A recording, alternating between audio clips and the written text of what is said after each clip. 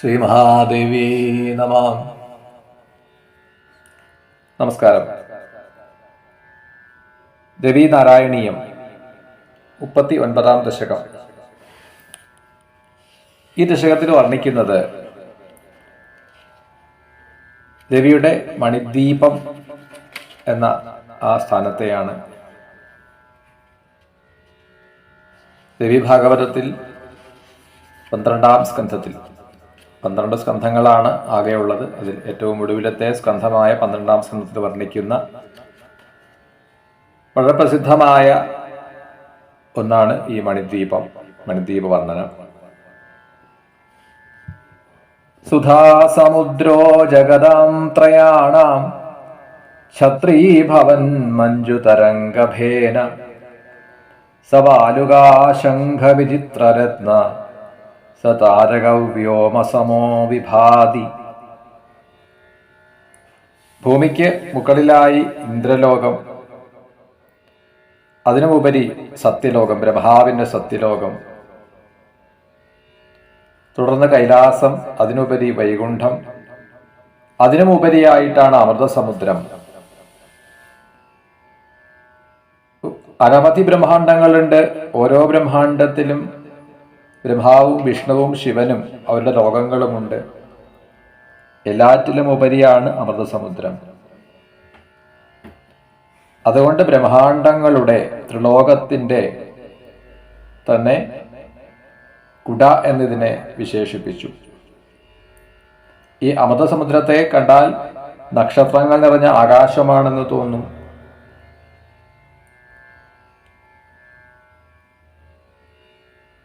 എത്തിച്ചേരാൻ പ്രയാസമുള്ളതാണ് ഇടമാണ് ഈ സുധാസമുദ്രം. തന്മധ്യദേശേ വിമലം മണിദ്വീപാഖ്യം പദം ദേവി വിരാജതേതേ യദുച്യതേ സംശ്രുതിനാശകാരി സർവോത്തരം പാവനം ച. ഈ മണിദ്വീപ വർണ്ണനം അത്തരത്തിലുള്ളൊരു ലോകവർണ്ണനത്തെ ചെയ്യുമ്പോൾ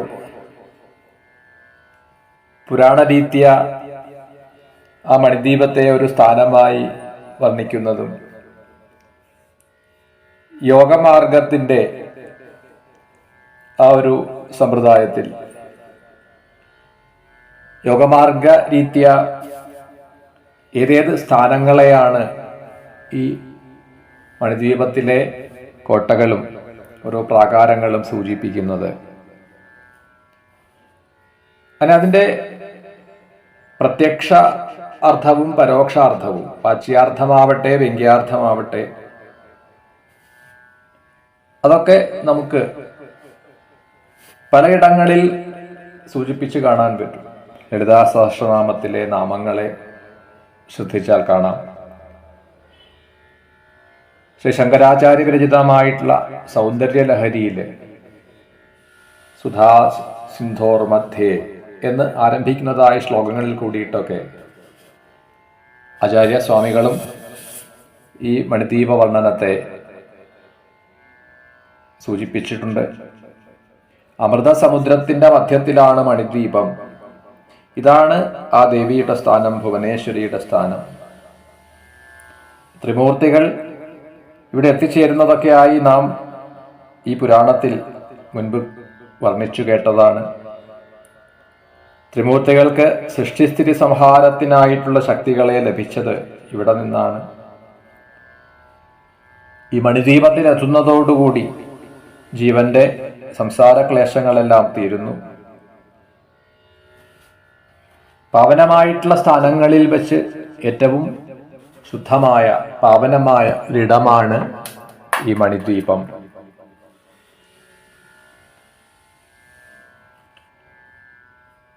ശ്രീകൃഷ്ണനും രാധയും ചേർന്ന് രാസനൃത്തത്തെ ചെയ്ത, രാസലീലകളാടിയതായ ഗോലോകം അതിനേക്കാൾ മഹത്തരമായ, അതിനേക്കാൾ ശ്രേഷ്ഠമായൊരിടമാണ് ഈ മണിദ്വീപം.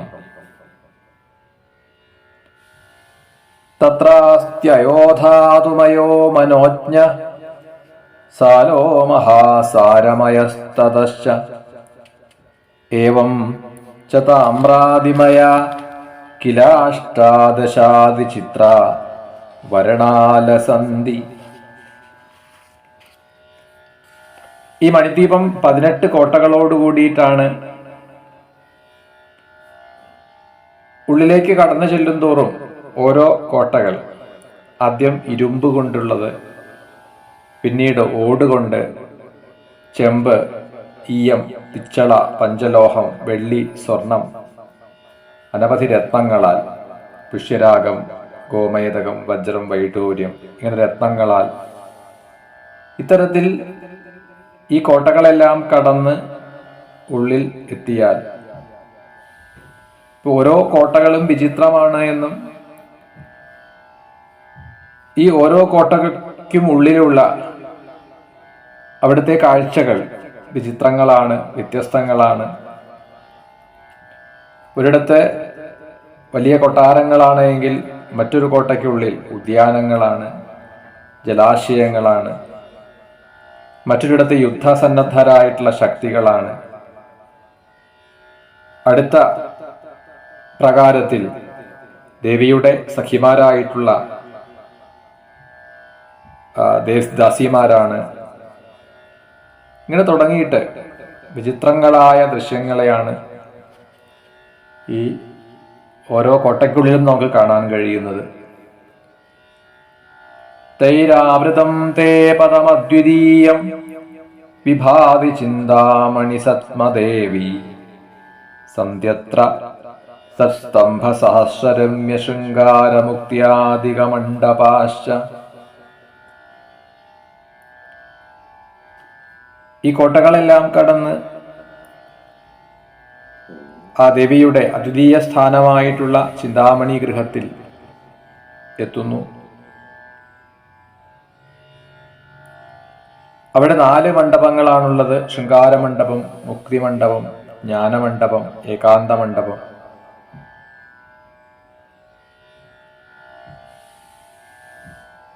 അവിടെ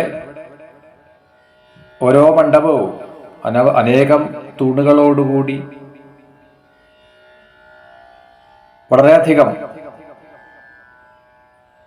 സൂര്യശോഭ പോലെ, സൂര്യനെ പോലെ പ്രകാശിക്കുന്ന, ശോഭിക്കുന്ന, എല്ലായിടത്തും നല്ല സുഗന്ധം പരത്തിക്കൊണ്ട് ധാരാളം പൂക്കളും രത്നങ്ങളാൽ അലങ്കൃതമാണ് ഈ മണ്ഡപങ്ങൾ ഓരോന്നും തന്നെ.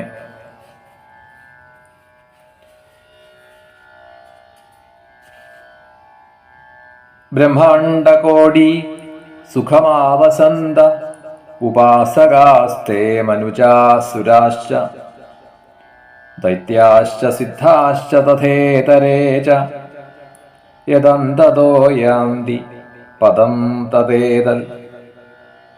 മനുഷ്യർ ഭൂമിയിൽ വസിക്കുന്നു, ദേവന്മാർ സ്വർഗത്തിൽ. ഓരോ ജീവന്മാരും ഓരോരോ സ്ഥാനങ്ങളിൽ വർത്തിക്കുന്നു. ഇങ്ങനെ വ്യത്യസ്തങ്ങളായ ഇടങ്ങളിൽ വർത്തിച്ചുകൊണ്ട് ദേവീയോപാസന ചെയ്യുന്ന ഏവരും ഒടുവിൽ എത്തിച്ചേരുന്ന പരമപദം ആണ് ഈ മണിദ്വീപം. ഇതിനേക്കാൾ മഹത്തരമായിട്ടൊരു സ്ഥാനം വേറെയില്ല. ത്വം മണ്ഡപസ്ഥാ ബഹുശക്തിയുക്ത ശൃണോഷി ദേവീ കളഗീതകാനി ജ്ഞാനം വിമുക്തിം ജദദാസി ലോക രക്ഷാമജശ്രം കുരുഷേ ച ദേവി. ഈ 4 മണ്ഡപങ്ങളിലും ദേവിയുടെ സാന്നിധ്യമുണ്ട്.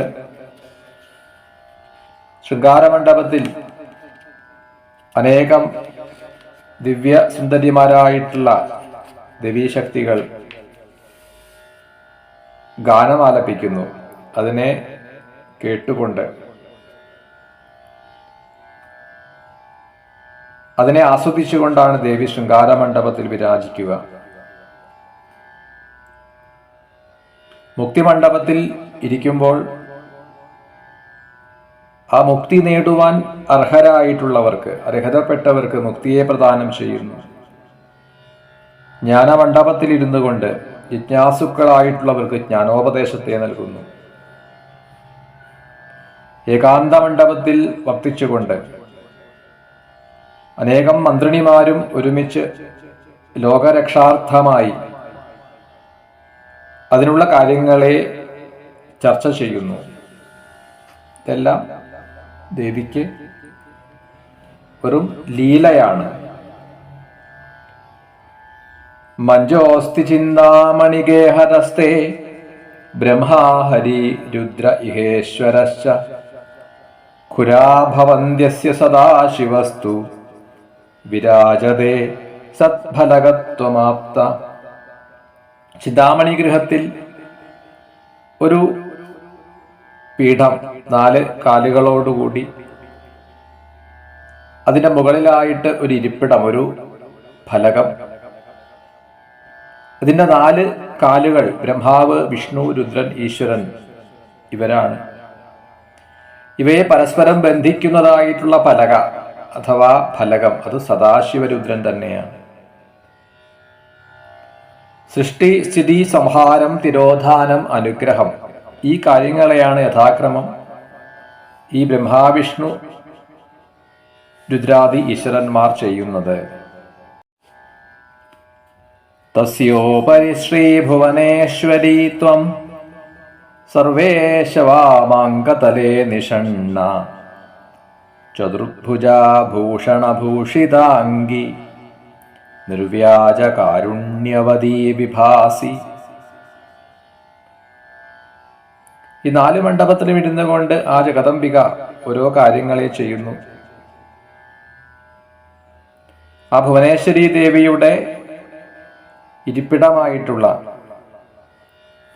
ഈ 4 ദേവതകൾ 4 കാലുകളായി വർത്തിച്ച് അതിൻ്റെ ഉപരി ഫലകമായി സദാശിവ മൂർത്തിയും അതിൻ്റെ ഉപരിയായിട്ടുള്ള ആ മഞ്ചത്തിലാണ് ദേവി വിരാജിക്കുന്നത്.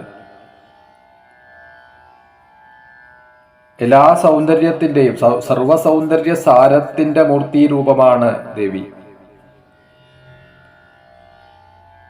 ഓരോ ബ്രഹ്മാണ്ടത്തിലും പ്രത്യേകം പ്രത്യേകം ത്രിമൂർത്തികളുണ്ട്. എന്നാൽ എല്ലാ ബ്രഹ്മാണ്ടങ്ങൾക്കും കൂടി ഈ മണിദ്വീപ് ഒന്നു മാത്രമാണ്, ഭുവനേശ്വരി ഒന്നു മാത്രമാണ്. മണിദ്വീപത്തിലെ ഓരോ സൂക്ഷ്മചലനവും ബ്രഹ്മാണ്ടത്തിൽ സ്ഥൂലമായി അനുഭവപ്പെടും. ബ്രഹ്മാണ്ട കോടികളുടെ സമഷ്ടിയാണ് മണിദ്വീപം.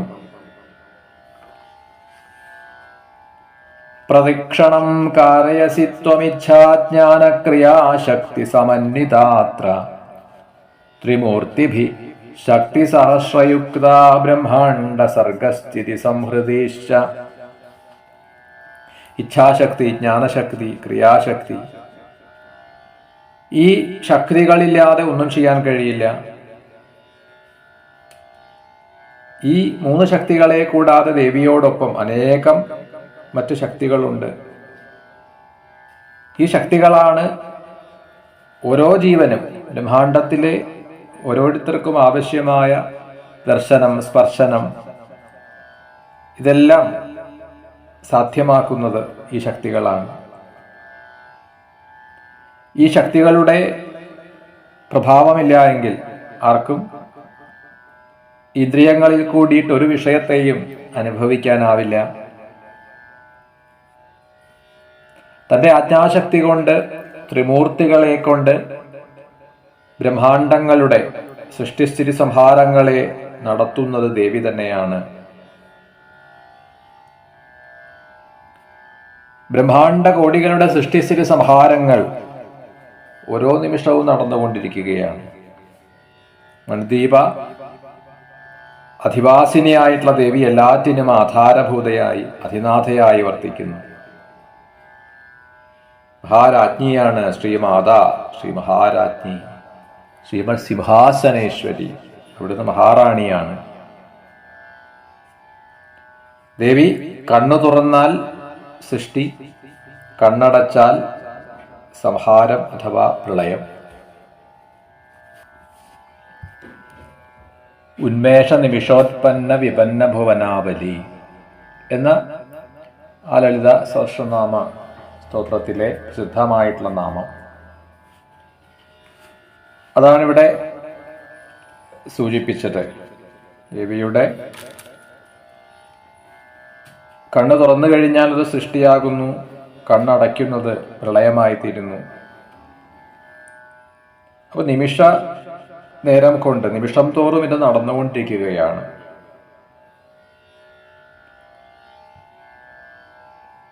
അപ്പൊ ദേവിയെ സംബന്ധിച്ചിടത്തോളം ബ്രഹ്മാണ്ട സൃഷ്ടി, അതിൻ്റെ പാലനം, അതിൻ്റെ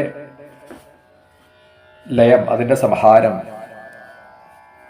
അതൊക്കെ നിസ്സാരമായ സംഗതികളാണ്.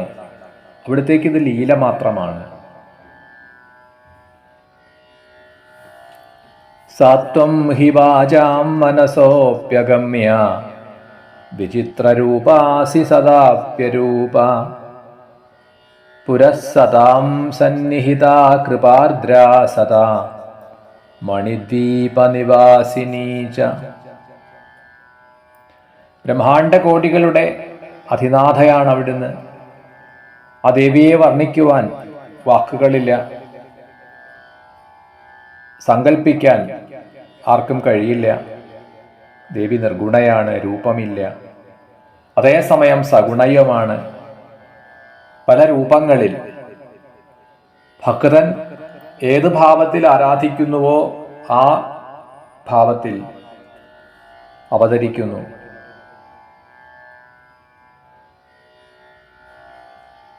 അങ്ങനെ മഹാപ്രഭാവ രൂപത്തിൽ കരുണാമയിയായിട്ടുള്ള ദേവിയുടെ, ജഗദംബികയുടെ മഹിമയെ വാക്കുകൾ കൊണ്ട് ആർക്കാണ് വർണ്ണിക്കാൻ കഴിയുക?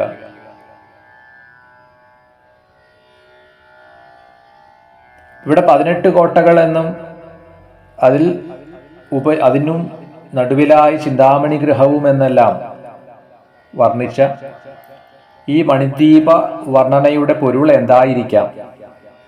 ഇപ്പൊ നമുക്ക് ഒരു സ്ഥൂല ശരീരം, പഞ്ചഭൂതാത്മകമായിട്ടുള്ള സ്ഥൂല ശരീരം, അതിൽ ഒരു സൂക്ഷ്മ ശരീരം, പഞ്ചപ്രാണങ്ങൾ, 10 ഇന്ദ്രിയങ്ങൾ, 5 കർമ്മേന്ദ്രിയങ്ങളും 5 ജ്ഞാനേന്ദ്രിയങ്ങളും, മനസ്സും ബുദ്ധിയും. ഇത്തരത്തിൽ 17 തത്വങ്ങളോട് കൂടിയതാണ് ഈ സൂക്ഷ്മ ശരീരം. ഇതിനും പിന്നിൽ അവിദ്യാമയമായി, വാസനാമയം ആയ ഒരു കാരണ ശരീരമുണ്ട്. ഇങ്ങനെ ഇതെല്ലാം കൂടി ചേർന്നാൽ 18 ഈ 18നും അപ്പുറത്തായി ദേവി വർത്തിക്കുന്നു. അപ്പൊ പ്രാണങ്ങളെയും ഇന്ദ്രിയങ്ങളെയും അന്ധക്കരണത്തെയും കടന്നാൽ ഇതൊന്നും അല്ല ഞാൻ എന്ന രീതിയ ഇതിനെയെല്ലാം നിഷേധിച്ചു കഴിഞ്ഞാൽ ഒരു യോഗിക്ക് ആത്മദർശനം സാധ്യമാകുന്നു. അതാണ് മണിദ്വീപം. സാധാരണ മനുഷ്യർ ദേഹാഭിമാനികളായി വർത്തിക്കുമ്പോൾ അവർക്ക് ആത്മദർശനം അസാധ്യമാണ്. നിരന്തര ഉപാസന കൊണ്ട് ദേഹാഭിമാനം, ഇന്ദ്രിയാഭിമാനത്തെ നീക്കി ആത്മദർശനം സാധ്യമാകും. ആ ആനന്ദം തന്നെയാണ് ഇവിടെ അമൃതസമുദ്രമായി വർണ്ണിച്ചത്. അപ്പൊ മുൻപ് പറഞ്ഞ സൗന്ദര്യലഹരിയിലെ വർണ്ണനയും ലളിതാ സഹസ്രനാമത്തിൽ വ്യത്യസ്ത നാമങ്ങളെ കൊണ്ട് പറയുന്നതായ മണിദ്വീപ വർണ്ണനയും എല്ലാം അതിന് 2 തരത്തിലുള്ള അർത്ഥം. അപ്പൊ അതിൻ്റെ 2 വശങ്ങൾ. ഒന്ന് പ്രത്യക്ഷത്തിൽ നമ്മൾ പുരാണങ്ങളിൽ പറയുന്ന ഒരു അർത്ഥതലമുണ്ട്. അതിൻ്റെ പരോക്ഷാർത്ഥം ഇതാണ്. ഒരു സാധകന് അത് എത്തരത്തിലാണ് താനുമായിട്ട് ഇത് യോജിച്ചു വരിക, അതാണ് ഇവിടെ പരോക്ഷാർത്ഥം കാണിക്കുന്നത്. മാതന്മദന്തകരണേ നിഷണ്ണ വിദ്യാമയം മാം കുരു ബന്ധമുക്തം ബന്ധം ച മോക്ഷം ച ദദാസ്യ സകൃത ദാസോസ്മി തേ ദേവി നമോ നമസ്തേ. ചിന്താമണി ഗൃഹത്തിൽ എപ്രകാരമാണോ ആ ദേവി വർത്തിക്കുന്നത്, അതേപോലെ തൻ്റെ അന്ധകരണത്തിലും അവിടുന്ന് വർത്തിച്ചാലും എന്ന് പ്രാർത്ഥിക്കുകയാണ്. ചിന്താമണി ഗൃഹമാവട്ടെ ശുദ്ധസത്വമായിട്ടുള്ളൊരിടം, സത്വപ്രധാനമായൊരിടമാണ്. അവിടെ രജോ ഗുണത്തിൻ്റെയോ തമോ ഗുണത്തിൻ്റെയോ കലർപ്പില്ല.